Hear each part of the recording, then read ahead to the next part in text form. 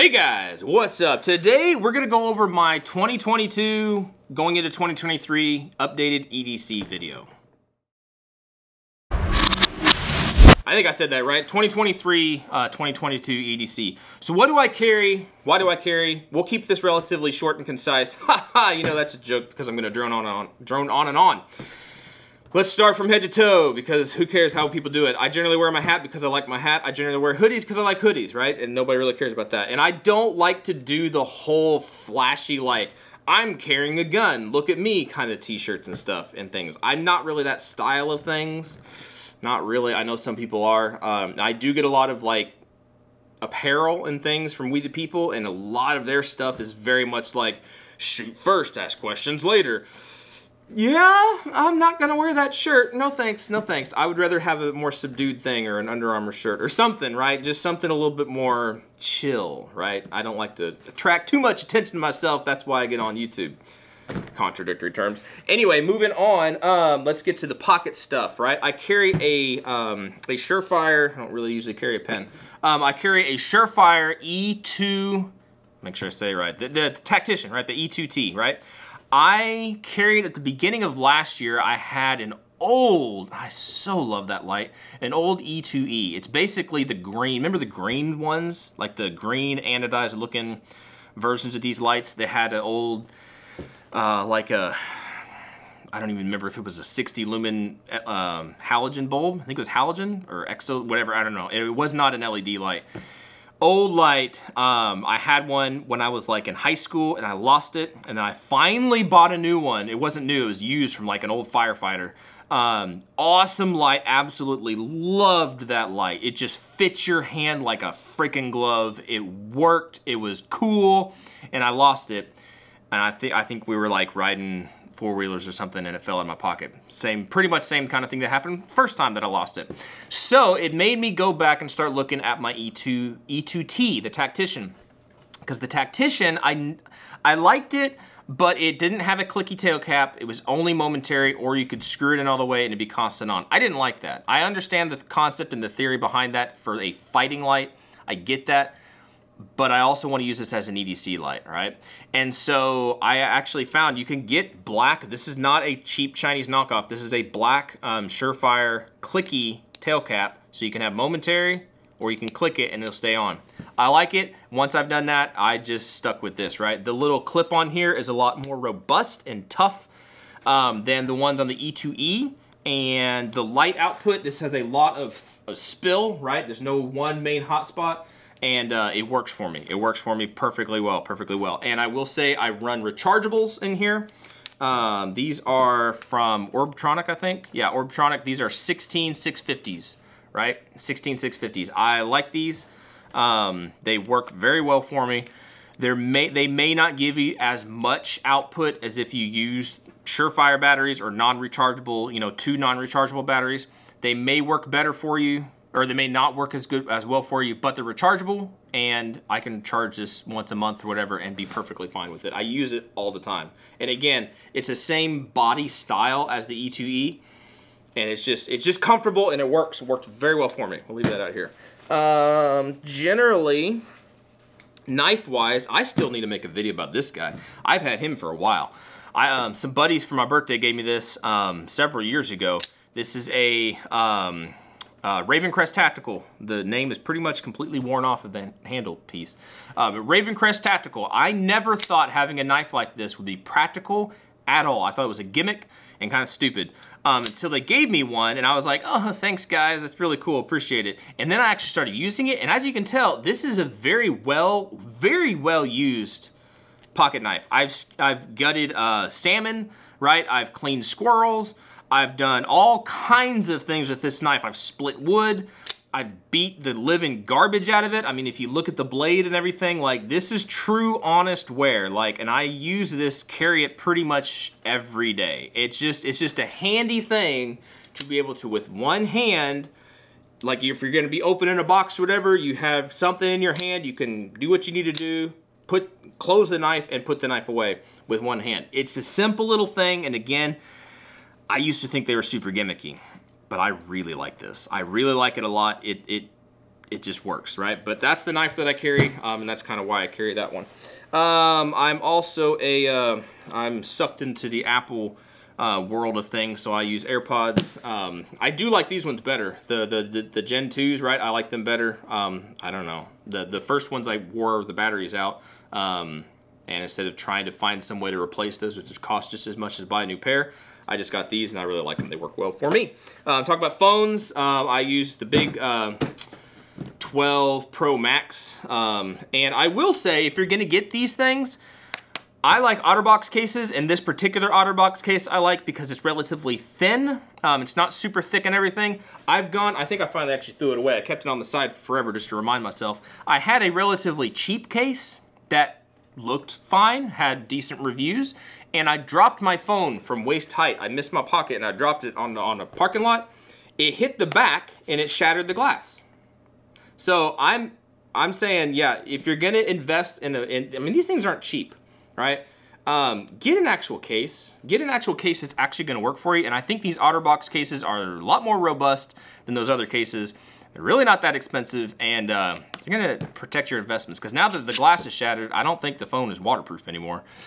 Kind of a bummer. I don't like that. But yeah, that's the phone that I use, because sometimes I'll have to take videos on there if I am out and about, you know, like whenever we go out shooting and whatnot. Sometimes the camera itself will die, and then I'll be able to use this guy for a little bit, and then it finally dies because it gets too cold. Sometimes I still do carry, I had it here, Carmex and stuff. It's dry up here sometimes. I mean, your lips dry out all the time in the cold and whatnot. It's good to have this kind of stuff. I'm a coin guy, kind of. I have 3 or 4 coins, depending on where I'm going. I don't really have a specific one that I always have with me, whatever. But I generally always have something. These are the John Wick silver coins. You can get them on AppMex. You know, they're silver coins, right? They're not terribly expensive. The gold ones are like $1,600, and I'm not going to carry that around in my pocket. But these guys, I think they're around like 25 bucks or something like that. It's just a cool little thing. Means nothing in reality. It's just cool to have, and you keep it in a little case so you don't wear it out. I like that. I have a dead air coin, and then this is my coin that I just made out of reclaimed brass, and I just put my logo on it. It's just kind of cool. So I'll carry a coin just because, why not? Some people carry stuff, some people, I don't know, carry things. I have a wallet that's very old and messed up. I don't like those little skimpy wallets that are like basically a sleeve for a couple credit cards. I carry some stuff in here, and it's probably stupid to carry too much stuff, and this is an old beat up thing, and if I open this up, stuff would fall out.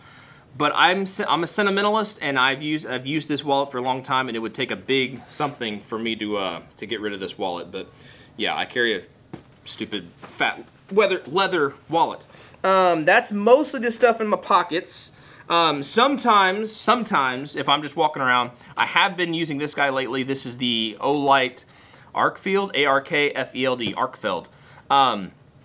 This is not a tactical light at all. It has a laser, right? So you can point at things and play with your kids. It also has a flashlight on there. Yeah, so it goes through different brightnesses, right? Bing, bang, boom. Again, it's not tactical at all. Double click and it goes to like a super bright mode. For looking for stuff under the couch or just having with you, it's a slim little design. It's rechargeable. It's fun, it's easy. I'll use that sometimes, but generally, like literally 95% of the time, I'm gonna have my Surefire just because it works, just because I like it, and that's what I use. For carry guns, what everybody likes is the main things, right? I still carry my Glock 43X MOS, right? This has been my main squeeze, whatever you want to call those things. I have had this pistol for a while. I absolutely love it. It's smooth as butter. The trigger's nice. It's worked in. It is. I just like it a lot. Just go from head to toe on this guy. This is the only Trijicon RMR that I have, and it lives on this guy. I don't swap this guy around. This is not a platform that I test out a lot of products on, because this is one that I actually carry. So if I'm gonna take stuff off and put stuff on, then I gotta re-zero or whatever. Nope, this is a gun that I actually carry, like a lot. But this is the Suarez International NSA, narrow slide adapter, right? The Gen 2 that actually has recoil lugs on it. So that's how you get a fat RMR on a skinny 43X slide. I like it a lot. The Gen 2 has the recoil lugs, so you're not going to bust it loose. The Gen 1 had no recoil lugs on their slide adapter, so if you actually banged this into something, you could knock loose the optic. This guy's rock solid, does not come off. Swears International, I think these are full co-witness sights, so I don't know. You won't be able to see anything. You never can see anything. Oh, it was in there. It was in there a second ago. Anyway, you can co-witness with these iron sights. That's what I'm trying to show you. Front sight is just a green fiber optic because I don't care about tritium. I already have a red dot. I don't need tritium. And I have a flashlight so I can identify things. And for flashlights, Surefire makes one. It's overpriced and uses proprietary batteries.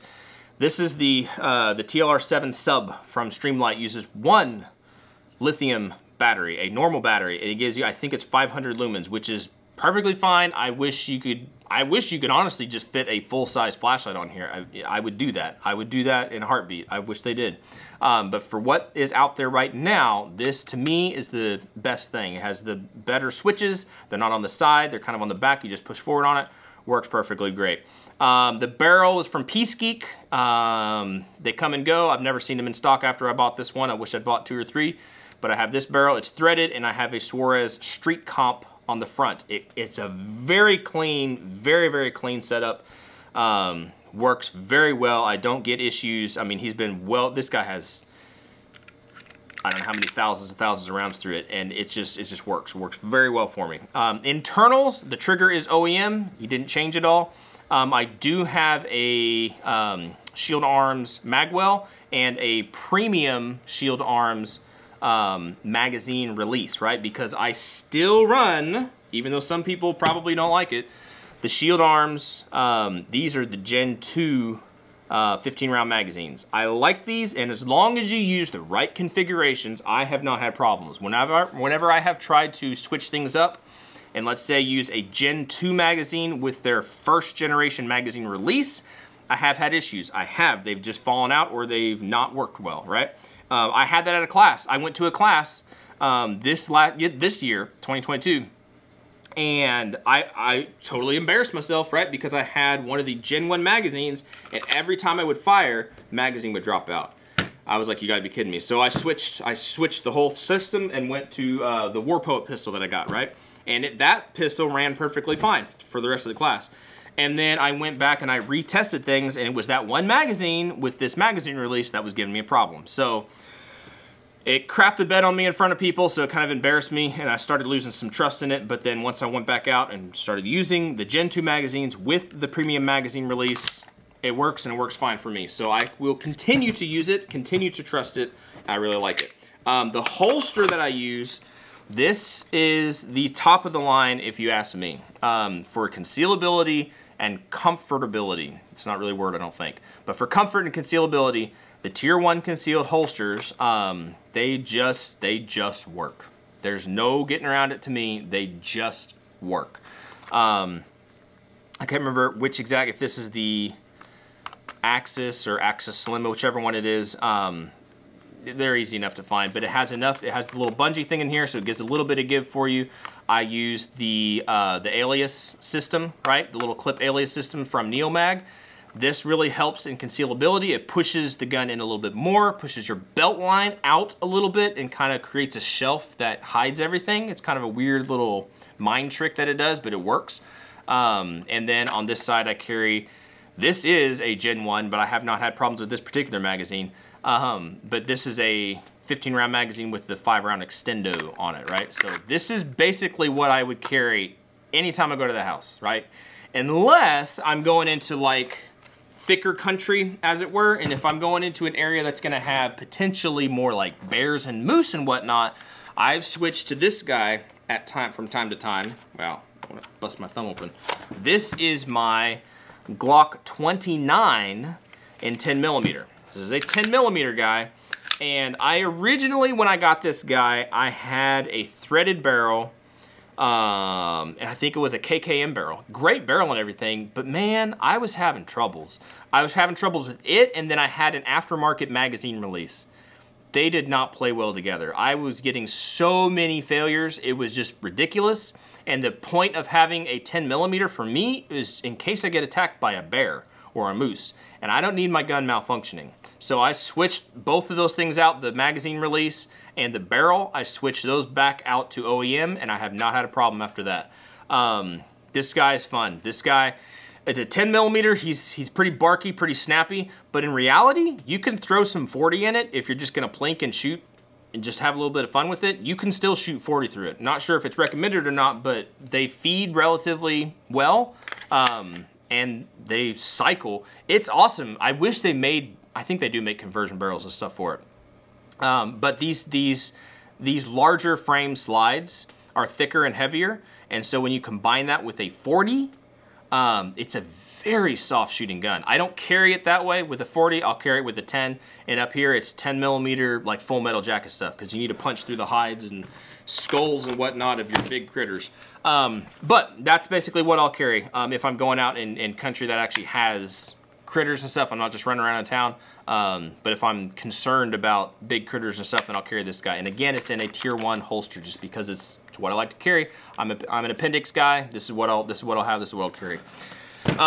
Belt wise, I carry well, the Atlas. This is a little Atlas clip that goes on the belt, so that will go on the holster. But I still use my Core Essentials belt. This guy has really been broken. He works. I still don't have any problem with the ratchet system at all. Makes it extremely simple to loosen things up if you're just fat and happy and you're just chilling, whatever. And then when you need to get up and actually go somewhere, do something, and snug everything up and get ready to, you know, have everything concealed, you can easily tighten the belt up and you're good to go. It's a really cool system. Very, very intuitive. Very easy to use, and it's been very durable for me. I've never had any springs, or not springs, any, what does it, springs in there? I've never had anything fall apart, come apart. It's just worked great for me. I actually really, really like it. An honorable mention, something that has just come up this last couple months or so, particularly for just being around the house, and then maybe running out to the store because it's winter months, you wear a jacket, people aren't gonna see it. This is a leather system, a leather belt, and a leather holster from We the People, right? Now, We the People, I do work with them. They send me stuff. I didn't get this, I didn't buy this. They sent me this for free. For free! That's a fun movie. But they did send me this thing, and I gotta say, the belt itself is nice and sturdy, very, very thick, very sturdy, right? Don't make fun, whatever, you know what I'm saying? It holds everything you need to hold up. And the holster itself is just a classic leather outside the waistband holster. Now, I'm not a big outside the waistband holster, not a huge advocate for it for general purpose. But up here, it does make some sense, especially if you're gonna be hiking, and especially during some of the months where you have external garments, right? You got a bunch of thick jackets and things like that. In getting, you know, pulling all that stuff up to get to your gun can be cumbersome. You need to train with it. I've practiced with it and stuff, so you can be proficient with it. But sometimes having an outside the waistband holster a little bit more accessible on like hiking trails and things like that, it can be better, right? And also, I've actually found myself around the house, just chilling, whatever, wearing something like this can be pretty dang comfortable. You almost forget that it's there. I mean, this is a 48, right? So it's slim. It sucks into your body nice and easy. It's not the most concealable system, right? If it's under a hoodie or something, just walking around the house.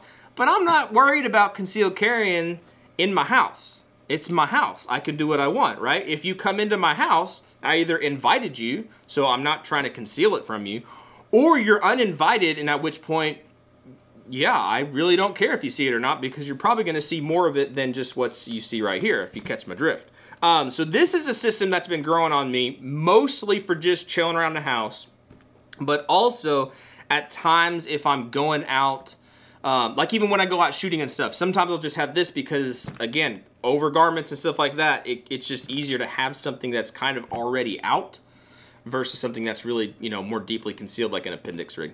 But it's growing on me. I'm not 100% saying use these things all the time. No, this is still my main squeeze. This is still what I use. This is still it, right? For me, that's still it. But this is something that I'm utilizing a little bit more and more. I think that's pretty much it. I mean, other than that, I'm a pretty simple guy as far as pants and shirts and stuff go. But the EDC stuff, this is what I use. This is why I use it. Nothing has really changed. The holster system changed. I had a different holster last year. I think it was from gonna forget the company. I have it right here. This is Works. Works had a great holster. It had no flex to it. That was the problem that I had with it. And then it had, the way that everything bunched up here, it would always make my buckle or my pants kind of, or the button on my pants, it would make the button on my pants kind of fold and bend. It worked well. I liked it. I used it for the longest time until finally I just broke down again and got another tier 1 holster. Because the last time I had this holster, right, for my 43X or 48, it was for my 48. That's the gun and the holster that I traded John for and got his War Poet, right? So I had it for like a month and then I traded it off and then I never got another one because they're not cheap, right? They're not terribly expensive, but they're worth it. These tier 1 holsters are definitely worth it. Not to say anything necessarily bad about Works. It still worked. It did what it needed to do, but I believe, honestly, hands down, tier 1, that's the way to go. And I've been given holsters by Works. I've been given holsters by like 4 or 5 different companies, and they do their job, they do their thing. Tier 1 has never sent me a holster that I didn't buy, right? They don't work with me and stuff. And that's the one that that's the one that I'm always like, you really want the best? You need to go with tier 1, right? Stuff like this is cool and it works and it does what it needs to do, but for my purposes, for how I carry and whatnot, tier 1 is just the way to go. I think that is pretty much it. If I missed something, then I missed something, I'm sorry, but this is generally what I carry for as far as knives and stuff. I don't carry medical. I have the Warrior Poet ankle medical kit thing. Try to carry it around. It's just, after a while, especially with boots, if you're wearing boots up here, and a lot of times up here I'll be wearing it's just like a mid boot kind of thing. It's just a pain in the butt. It just doesn't work very well, right? If you're wearing like hiking shoes, right, or tennis shoes or whatnot, and your pants can slip right over that med kit, that's great. But up here, most of the time, it doesn't wrap around a boot, and it doesn't work very well for me. So that's one thing I tried to do, which I still need to do, is carry medical stuff. But at this point in time, I just don't. Sorry, I'm not that cool. Not one of those cool guys that carries a bag. I do have a bag, right? And what goes in here most of the time is a bunch of snacks and my camera stuff, and I don't carry it.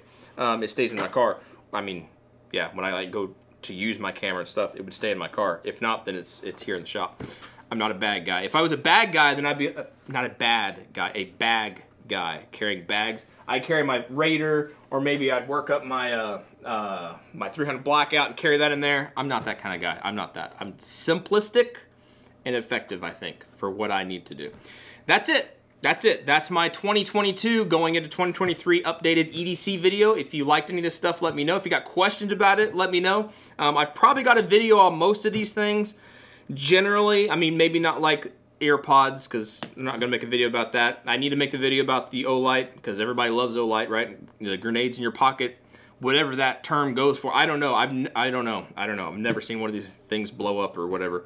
And I do need to make a video about my Raven Crest. This guy is a beast of a knife, and I really like it. That's it. You guys be good, be safe. Appreciate you guys watching and subscribing and everything, and hopefully we'll catch you guys in the next video. See ya.